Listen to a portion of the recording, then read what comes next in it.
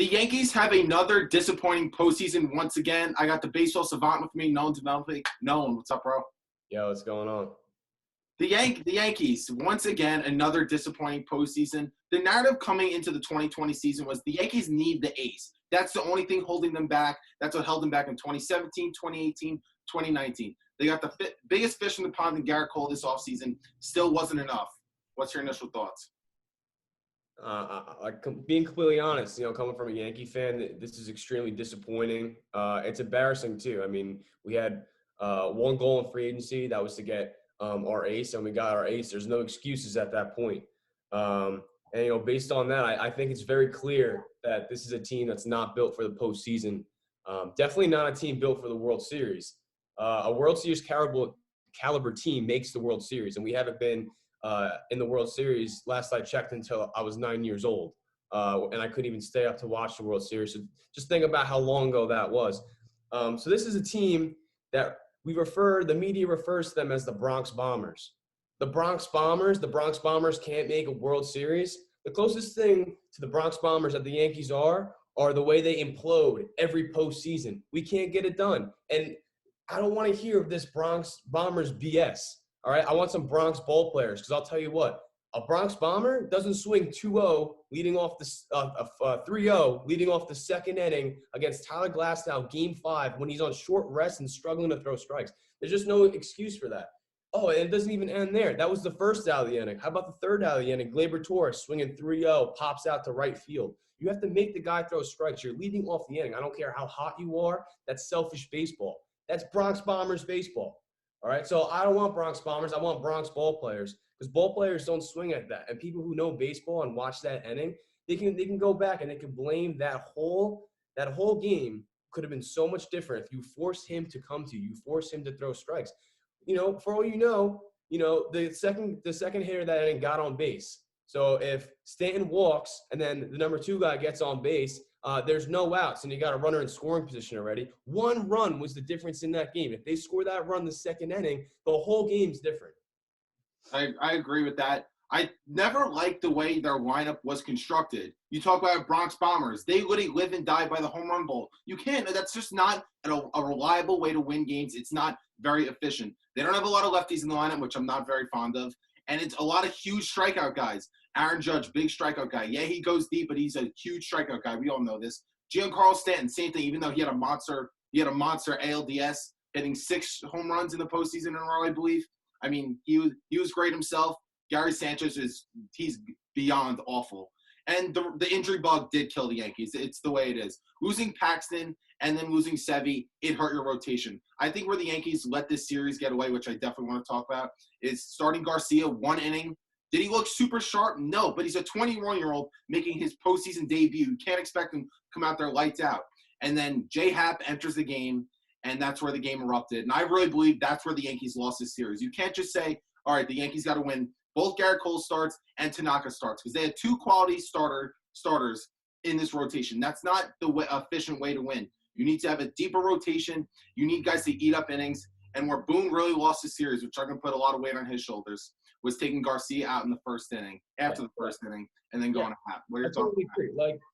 Listen, if you're early in the postseason and you're in the ALDS and you consider yourself a World Series caliber team, and it is game 2 in what would usually be the first series in a postseason, and you can't even confidently throw your number 2 pitcher in a game 2 of the second series of the playoffs, and you don't even have the confidence to do that, then pack your bags and get the hell out of San Diego. Because don't try to outsmart the race. CC Sabathia said it best.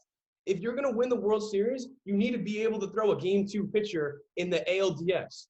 Like you can't expect to win the World Series and then just every series that you move on, just throw an opener and then throw J.A. Happ, who hasn't been good since 2017. You can't win like that. It's gross. I mean, what are your initial thoughts? What's the take that this World Series drought, the Yankees haven't had this in recent memory. I don't believe they had this since the 80s. And then again, they got to get better this offseason. They obviously this lineup's not going to work. The rotation's too thin. Paxton, I don't know if he's coming back. Tanaka's a free agent. LeMahieu, the biggest fish, he's a free agent too. What's there moving forward, as well as how bad of a drought is this for the Yankees? Yeah, I mean, if you're Brian Cashman, you have to really rethink everything. And you're either Steinbrenners, you got to rethink everything. They already came out to Aaron Boone's coming back. I think you need to think deeper in that because Aaron Boone has been an atrocious manager the last 2 years, and especially this postseason was disgusting. So you got to obviously think about that. He'll be coming back though. You have to understand and really come to a conclusion what you're going to do with Gary Sanchez moving forward. I mean, he symbolizes this whole Bronx Bombers era. You got a catcher who you expect to be on a World Series caliber team, but plays atrocious defense. You can't win a World Series with a catcher that's ranked like 30th in baseball in all these defensive categories. I don't care that he frames pitches. He can't block balls. The catching on one knee is BS. All right. And then on top of that, we're not even talking about his offense. He hit in the 100s this year. About half his hits were home runs. And there weren't, I mean, how many hits did he have? He didn't even have 20 hits this year. So you have to understand what you're doing with that. Chances are, in my opinion, what they're going to do is they're not going to go after JT. There's just too many guys that the Yankees need to make sure they sign first and secure in the future. That's why I think it's going to be a camp battle. And I would not be surprised if Higashioka ends up winning that starting spot for next year. Because not only is he 50,000 times the better defensive catcher, he also hit better in the postseason. And I think something else to talk about with Boone is the fact that in one of those games, it was late. It was it was the ninth inning, and you had runners in scoring position, and you sent up Gary Sanchez with 1 out, and he got blown by 3 fastball pitches. Why is Gary Sanchez at the plate when you have guys like Brett Gardner who could actually have a productive competitive at bat? And then moving forward, this is my X factor. This is a guy who a lot of Yankee fans don't even understand what he brings to the table. But Michael Brantley, I think would be a great addition. The Yankees got to understand what they're doing though, because Brett Gardner is also a free agent, and I think he'll be returning on a 1-year deal to finish up his career. But Michael Brantley brings something the Yankees don't have. He's a left-handed hitter. He's a contact hitter. He has a contact percentage is like league high for him. He played awesome yesterday. He hit a home run opposite field, and he's a corner outfielder. So Aaron Judge gets hurt. It's no question about that. You want a guy to plug in because, in my opinion, I think Clint Frazier is going to be the starting left fielder next year. I think Michael Brantley is a guy that you go after. I think DJ LeMahieu is obviously a priority. You need to get him signed because he is the Yankees' best hitter. He's the best pure hitter. He's the best pure hitter that I have ever watched consistently in my entire life. The guy he's a machine. There's nothing else to word it anyway else. And you got to get it done because he doesn't strike out. His strikeout percentages are low. He puts the ball in play, and he hits good pitching, right? So he's the table setter. The offense runs through him. You got to re-sign him. And then I think the starting rotation. I mean, I'm getting sick of saying it, but you could do. There's more options for the future, and this is just because of the free agents in our rotation. Masahiro Tanaka is a free agent. His former team in Japan, the Eagles, are reportedly going after him, looking to sign him for over $20 million a year. Tanaka is 32 years old.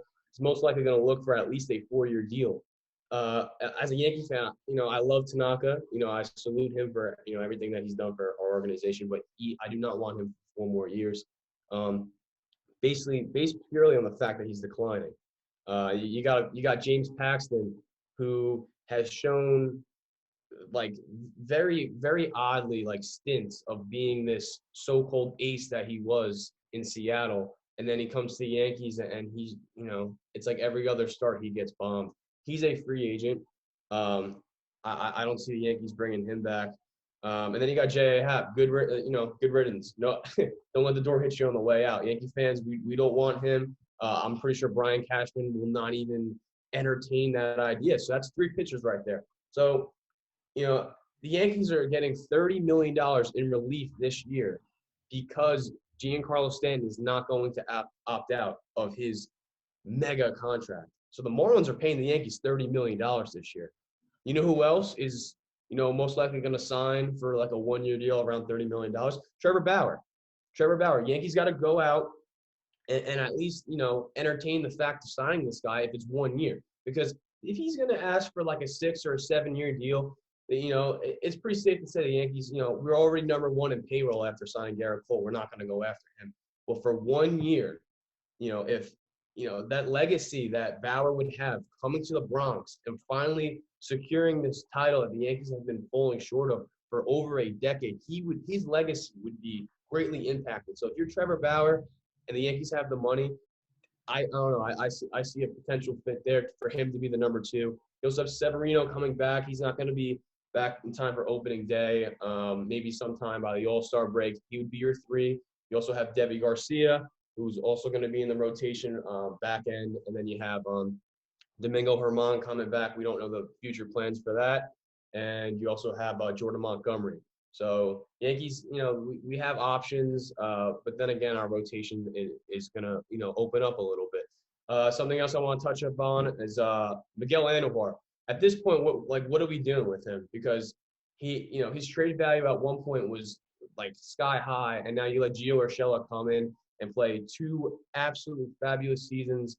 The second year this year, I think, really solidified him for that starting spot. Moving forward, I mean, there's not one aspect of baseball that I think Andujar can actually competitively compete with Gio Urshela. Defensively, he's a wizard, and offensively, he's surprised everybody. So Gio Urshela is your third baseman. You got to get something out of Andujar, whether that's relief pitching or starting pitching. We'll find out. And then one more thing I want to add up is if the Yankees are unsure about their fifth guy, I said they go out and get 41-year-old Rich Hill. It's going to surprise a lot of people by saying this, but look at the stats. The stats don't lie. Yes, he doesn't have overpowering stuff, but that's not the pitcher he is. And based on that alone, that shouldn't scare you away from the fact that he's 41 years old. He's got a big, slow looping curveball, but look at his ERA. His ERA has been like sub-3 for like 3 or 4 years now.